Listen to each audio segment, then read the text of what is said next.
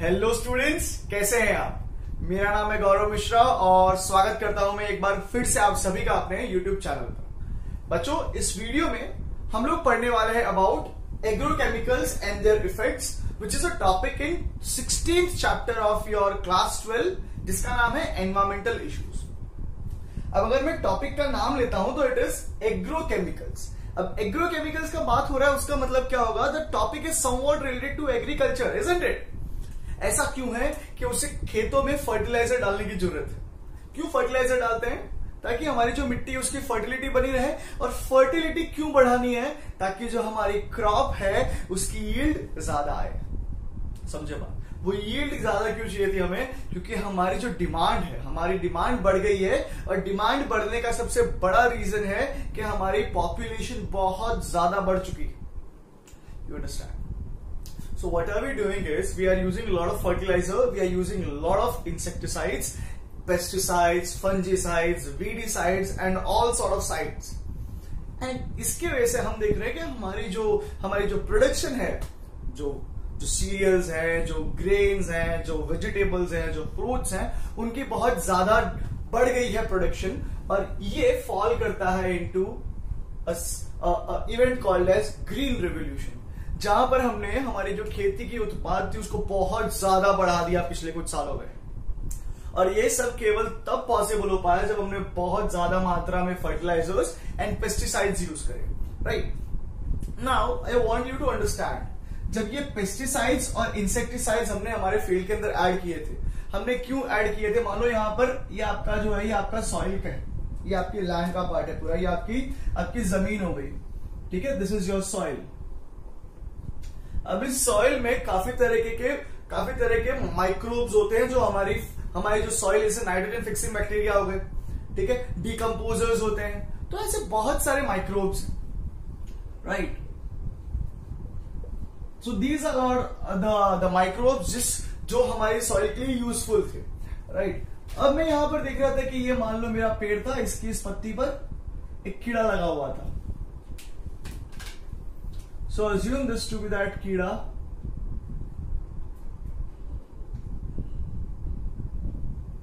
Right, तो जब मैंने पेस्टिसाइड डाली तो मेरा पर्पस क्या था? मैंने इंसेक्टिसाइड डाली तो मेरा पर्पस क्या था? मेरा पर्पस था इस कीड़े को मारना। सो दिस कीड़ा is a target organism. This कीड़ा is your target organism, right. तो जब मैंने पेस्टिसाइड डाले ना तो ये कीड़ा तो मर गया, पर ऐसा भी हो रहा था कि ये जो माइक्रोब्स नीचे थे, जो मेरे क्या थे, नॉन टारगेट थे, even some of those non target organisms were getting killed. हर बार नहीं, बट कई बार ऐसा देखा जाता है इनफैक्ट, कि जब हम टारगेट ऑर्गेनिज्म को मारने जाते हैं तो कई बार ये जो नॉन टारगेट ऑर्गेनिजम्स हैं, इवन वो मरते हैं। तो वो एक डेट्रीमेंटल इफेक्ट था। ठीक है, फिर आपको ये भी पता है कि यार ये सब जो है ये मॉरल ग्राउंड पर बहुत ज्यादा सही नहीं होता। आप फर्टिलाइजर डाल के सॉइल को एक्सप्लॉइट कर रहे हो, आप आपके फील्ड को एक्सप्लॉइट कर रहे हो, over a period of time वो अनफर्टाइल हो जाएगा, वो जो जमीन है वो इनफर्टाइल हो जाएगी and it won't be giving you any crop. So it does create a problem on the ethical ground also.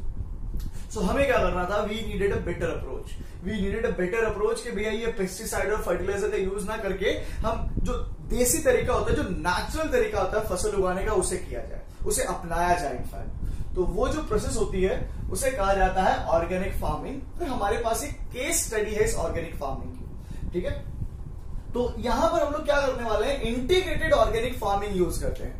Integrated का मतलब ही क्या होता है? बहुत सारी चीजों को जोड़ करके फार्मिंग करना। तो इंटीग्रेटेड ऑर्गेनिक फार्मिंग, तो I need you to understand this integrated organic farming क्या होता है। It is a cyclic zero waste procedure, जहां पर मैक्सिमम यूटिलाइजेशन ऑफ रिसोर्स होता है और एफिशिएंसी जो है वो बहुत ज्यादा बढ़ जाती है जब इंटीग्रेटेड ऑर्गेनिक फार्मिंग यूज करते हैं। ठीक है, इंटीग्रेटेड के लिए अगर बात कर रहे हो तो ही जो एफिशिएंसी वो बढ़ती है।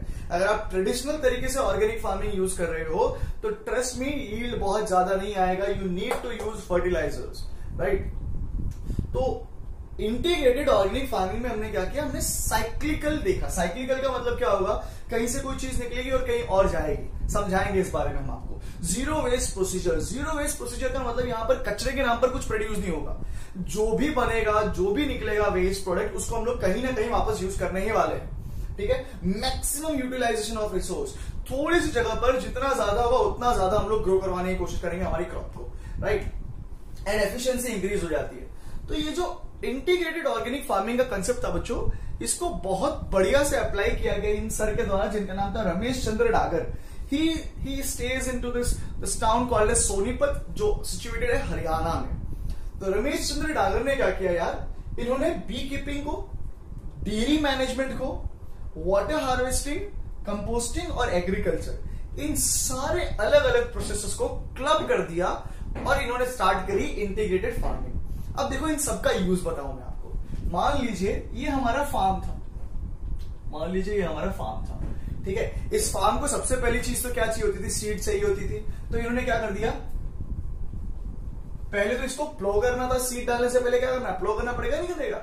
तो प्लो करने के लिए ट्रेडिशनल तौर पे हम लोग क्या करते हैं यार, हम लोग यूज करते हैं ट्रैक्टर के पीछे कुछ प्लो जैसा कुछ रहता उसको। इन्होंने क्या करा, इन्होंने ले रखी थी डेयरी मैनेजमेंट, मतलब इनके पास बहुत सारे कैटल्स रहने वाले होंगे। तो इन्होंने क्या करा, उस कैटल को यूज करके इस फील्ड को प्लो कर दिया, ठीक है। अब सीड डाल दिए, सीड डालने के बाद में हमको पानी चाहिए था। तो इन्होंने क्या करा, पानी के लिए वाटर हार्वेस्टिंग सिस्टम लगा रखा था। जब बरसात का पानी गिरता था तो उसी पानी को ये लोग क्या कर लिया करते थे, रमेश चंद्र डागर सर और इनके फैमिली उस पानी को स्टोर कर लेते थे, उस पानी को हार्वेस्ट कर लेते थे, ठीक है। पानी डाला, हमारे जो बीज थे वो स्प्राउट हुए, ठीक है, थोड़े से बड़े हुए, राइट। अब समझो क्या, जब वो बड़े हो गए उनमें फ्लावर आए। अब आपको पता है यार, फ्लावर जो है वो रिप्रोडक्टिव पार्ट है हमारे प्लांट का। इस फ्लावर में अगर पोलिनेशन नहीं होगा तो कभी भी फ्रूट या कभी भी सीड बनेगा कि नहीं बनेगा, बताओ आप। बनने के चांसेस भी हैं। Okay, good good, very good, all of you are almost right. नहीं हो, ऑलमोस्ट नहीं, इनफैक्ट राइट ही हो, नहीं बनेगा। अगर पोलिनेशन नहीं हो रहा है तो नहीं बनने वाला है। वो भले सेल्फ हो या क्रॉस हो, डजंट मैटर, बट पोलिनेशन होना बड़ा अनिवार्य है। अब पोलिनेशन करवाने के लिए इनके पास क्या थी भाई साहब, बी थी, हनी बी थी। तो अब हनी बी ने क्या करवा दिया, उस क्रॉप का पोलिनेशन करवा दिया। बदले में बी को क्या मिल गया, नेक्टर मिल गया, समझे आप। बी को नेक्टर मिल गया और इनका पोलिनेशन हो गया, फाइन। अब फसल की कटाई हो गई। जब फसल की कटाई हुई तो जो कटने के बाद में जो घास फूस बच रहे थे, वो जो था वो चारे के रूप में जा रहा था, कहां पर, इन डेयरी मैनेजमेंट में। और ये सारी जो प्रोसेस हो रही है, ये क्या है, एग्रीकल्चर है, खेती बाड़ी हो रही है, मतलब एग्रीकल्चर है। अब समझो, गाय जो भी कैटल रहे होंगे या फिर इस खेत का जो कचरा निकला होगा, उस कचरे को इन्होंने वेस्ट नहीं किया, उस कचरे को वेस्ट नहीं किया, ना उसको जलाया। आप देखो थोड़े दिनों पहले बहुत ज्यादा ट्रेंड में चल रहा था दिल्ली का पोल्यूशन। दिल्ली का पोल्यूशन ट्रेंड में चलने की वजह क्या थी, हरियाणा में कुछ लोग, पंजाब में कुछ लोग फरारी जला रहे थे। वो जो गेहूं के बाद में, कटने के बाद में जो कचरा बचता है, जो घास फूस बच जाता है, उसको लोग जला दे रहे थे। तो बहुत बड़े लेवल पे पोल्यूशन हो रहा था, जिसका इंपैक्ट देखने मिल रहा था दिल्ली पर, राइट। इन्होंने जलाने वलाने का कंसेप्ट ही नहीं किया। इन्होंने क्या करा, डेयरी में से जो कचरा आ रहा था बेसिकली गोबर और यूरिन, और खेत में से जो कचरा आ रहा था बेसिकली हार्वेस्टिंग के बाद में जो बच जा रहा था, वो हस्क वगैरह जो थे, वो सब, उनको इन्होंने सब्जेक्ट कर दिया कंपोस्टिंग में, समझे। अब कंपोस्टिंग हो रही है तो बेटा इनको तो यहाँ पे खाद डालने की भी जरूरत नहीं थी। तो आप देखो, एक ऐसा प्रोसेस इन्होंने डिवाइस किया जहां पर अलग अलग प्रोसेसेस आपस में क्लब हो रही थी, और उनमें से कोई भी एक प्रोसेस ऐसा नहीं था जिसको हम लोग हटा सके, सभी बड़ी अनिवार्य थे, ठीक है। अब इनको जब ये प्रोसेस इन्होंने ऑपरेट किया तो इन्होंने क्या देखा कि यार यील्ड बढ़ गई थी, एफिशिएंसी बढ़ी थी, ठीक है, कम एरिया में ज्यादा हम लोग यील्ड डेवलप कर रहे थे।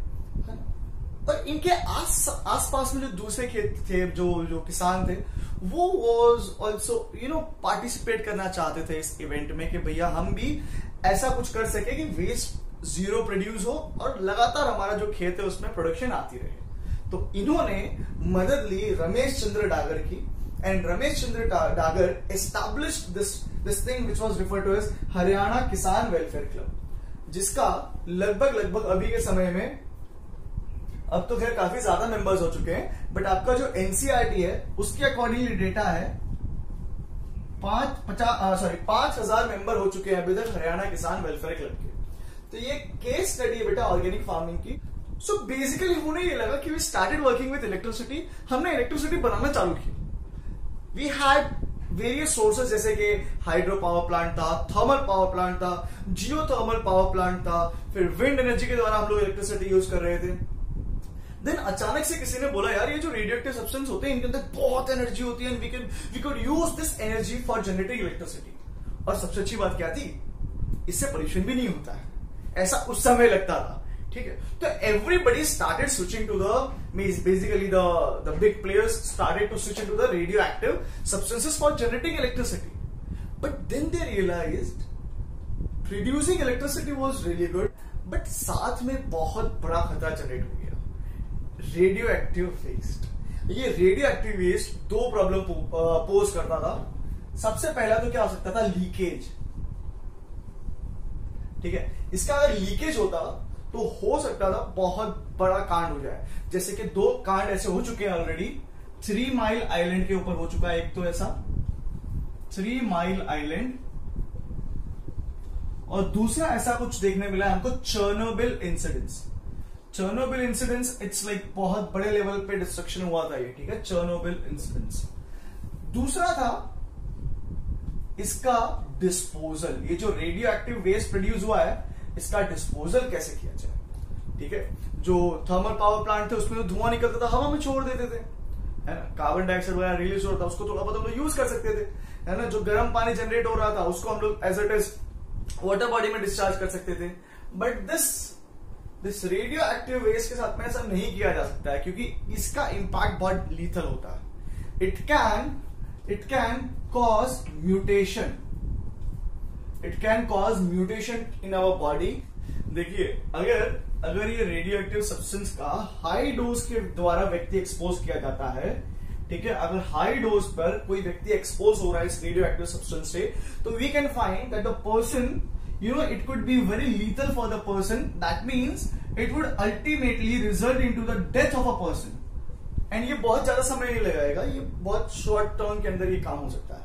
वहीं पर अगर आप low dose of this radio active substance के द्वारा एक्सपोज होते हो, तो in that case it could cause you disorder.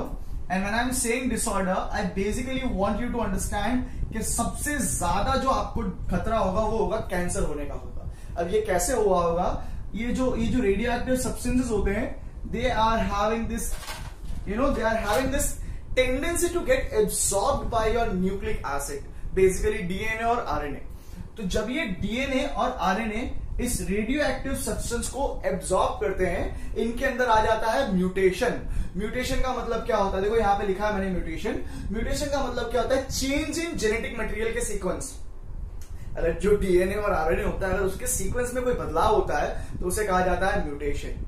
आप लोग चैप्टरों में पढ़ोगे आगे चल करके कि म्यूटेशन पॉइंट में हो सकता है, it could be sense mutation, it could be nonsense mutation, there are lot of things जो हम आगे जाकर पढ़ने वाले हैं। फिलहाल यहां पर अगर बात करें तो यार ये जो चीज थी बड़ी समस्यादायक थी, तो इसका कुछ निजात निकाला था हमें, इसका कुछ इलाज पाना था। तो what could have been done, इसके लिए लोगों ने बहुत मतलब अलग अलग हमने तरीके से उपाय करने की भी कोशिश करी। तो उसमें से एक अप्रोच था कि भैया हवा में डिस्चार्ज कर दो। अब हवा में डिस्चार्ज करना was not a good option at all. हवा में डिस्चार्ज अगर किया है तो भाई वो तो फैलेगा, म्यूटेशन करेगा हमको। ठीक है, it could not be emptied into the water body, पानी में नहीं डाल सकते थे, ऑब्वियस रीजन है, एक्वेटिक बॉडी में जाएगा। हो सकता था वहां से वो हमारे अंदर भी आ जाए बायोमैग्निफिकेशन, बायो एक्यूमुलेशन के द्वारा।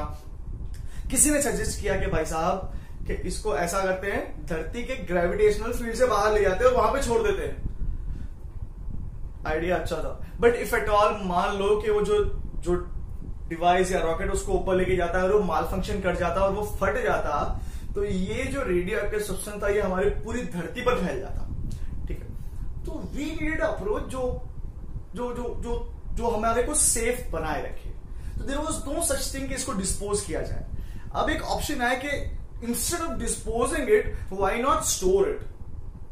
डिस्पोज तो कर ही नहीं सकते इसको, क्योंकि रेडिएशन निकलना ही निकलना है। तो बेटर अप्रोच वाज कि इसको क्या कर लिया जाए, स्टोर कर लिया जाए। तो स्टोर करने के लिए क्या किया गया भाई, जमीन ली, बोलो जमीन को खोदना है, तो जमीन को खोदा लगभग 500 मीटर तक, और इसके अंदर हमने बनाया एक चैम्बर। ये चेंबर ऐसा था जो रेडिएशन प्रूफ रहेगा। रेडिएशन प्रूफ रहेगा उसका मतलब क्या, अगर मैंने यहां पर कोई रेडियो एक्टिव सब्सटेंस को डिस्पोज करना है या फिर स्टोर करना है तो ऑब्वियसली बात है कि वहां से तो रेडिएशन निकलेंगे ही निकलेंगे। तो ये जो रेडिएशन निकल रहे थे वो they would be trapped into this chamber only, वो यहां से बाहर नहीं निकल पाएंगे। एक ये अप्रोच थी, बट लोगों ने बहुत प्रचुर मात्रा में इसका विरोध किया कि भैया ऐसा मत करो, ऐसा मत करो। रीजन क्या है ऐसा ना करने का, ऐसा क्यों नहीं करना चाहिए? देखिए इंसान जो है ना वो बहुत पगला आदमी है, वो कुछ भी कर सकता है, ठीक है। जिस हिसाब से हमारा रेट बढ़ रहा है, हम लोग क्या कर रहे हैं, हम लोग जमीन है ना, we are spreading man, we are spreading, हम बहुत ज्यादा फैल रहे हैं। अब ह्यूमन एक्टिविटी होती है, हम लोग कहीं पे बिल्डिंग खड़ी कर दे रहे हैं यार, तो हम लोग खड्डा खोद रहे हैं। एंड ट्रस्ट मी, जब ये खुदाई होती है तो नोबडी टेक्स केयर। थोड़े दिनों पहले सूरत का इंसिडेंस है, रोड के किनारे लिखा हुआ था बड़े बड़े अक्षरों में कि गुजरात गैस की पाइपलाइन पास हो रही है, बट वो रोड वाले जब खुदाई कर रहे थे तो दो stupid people did not see that, and उसने वो जो जेसीबी थी वो उसके ऊपर चढ़ा दिया, एंड अल्टीमेटली क्या वो पाइप फट गया। तो वो तो क्या था, बहुत बड़ा कुछ मैटर हुआ नहीं, बट अज्यूम करो कि वहां पर कुछ हो जाता तो it could have become like काफी बड़ा सीरियस सा प्रॉब्लम। वैसा ही मान लो कि यार यहाँ पर कोई एक प्लान पास होता है कि बड़ी सी बिल्डिंग बनानी है, and these people go on digging, ठीक है। या फिर मान लो यहाँ पे आसपास में कहीं पे ऐसा कुछ आया कि भैया यहाँ पर तो पेट्रोल है या फिर यहाँ पे तेल का कुआं है, और खोदे जा रहे हो 500 मीटर तक गया, और यार अचानक से you come across this thing, हो सकता था कि रेडिएशन यहाँ से लीक कर जाता। तो इन सब चीजों को देख करके हमने क्या करा, लाइक पीपल स्टार्टेड विद्रोह करना था कि भैया ऐसा मत करो आप, राइट। तो ये जो वीडियो है बच्चों, इसमें अभी दो ही टॉपिक की बात की है, एक तो ऑर्गेनिक फार्मिंग के बारे में और एक बात हुई है रेडियो एक्टिव वेस्ट के बारे में। टॉपिक बहुत छोटे छोटे से हैं, और ये जो चैप्टर है ये भी कंपैरेटिवली काफी आसान है, इसके लिए इसको थोड़ा मजाक मस्ती के द्वारा ही पढ़ रहे हैं हम। बहुत ज्यादा इसको डीप में जाने की जरूरत नहीं है, क्योंकि इसमें से बहुत ज्यादा कुछ डिटेल क्वेश्चन नहीं बनते हैं। जैसे ही चैप्टर खत्म होगा इसकी मैं एक एमसीक्यू बेस्ड आपकी टेस्ट ऑर्गेनाइज कर लूंगा, और as soon as that would come इस वीडियो के डिस्क्रिप्शन में भी उसको डाल दूंगा। तो that is it guys in this video. I hope आपको समझ में आया रहेगा। If that is the case, please hit the like button. You can also share the video with your friend and do subscribe to the channel. मिलते हैं अगले video में, तब तक के लिए stay safe and stay blessed.